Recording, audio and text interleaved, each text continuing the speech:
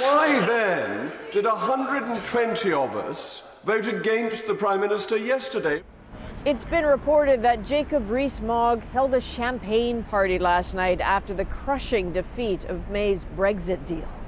I'd look at it more as a meeting with a drink rather than a grand celebration. As you just saw, he was behind that Conservative revolt against May in November. So famous for slamming the Prime Minister, he's shown here in effigy booting her Brexit bus over a cliff. Many see Rees-Mogg as having his own sights set on 10 Downing. His ambitions are openly mocked, but make no mistake, he is popular in his party, and his vision of a Britain ruled only by itself has strong appeal. I met him earlier for his perspective on Brexit and his frequent target, Theresa May. It's interesting watching. As someone from Theresa May's own party who openly challenged her in the fall, how do you explain her staying power? She survived that vote tonight. Well, the vote earlier was on whether she should be leader of the Conservative Party. The vote tonight was whether we should have a Conservative government.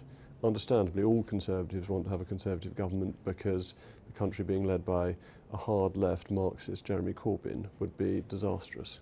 Do you think she has some remarkable staying power, though? Because some people think she survives tests, others wouldn't.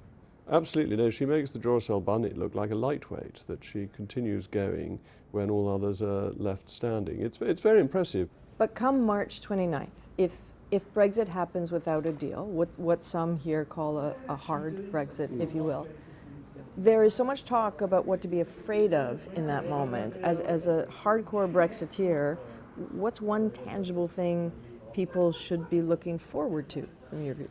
If we leave without a deal, we save £39 billion of taxpayers' money, which we don't have to hand over to the EU, and we can cut tariffs and non-tariff barriers. So we can import all sorts of wonderful things from Canada that we currently restrict. That's a good attempt to speak to the Canadians. I appreciate that.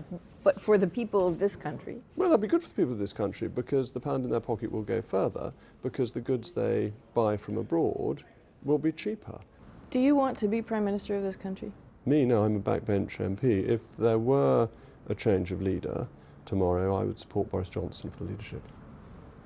I'm trying to look deep into your eyes here because I'm not entirely convinced I believe you. I think a lot of people look at you and see great ambition there.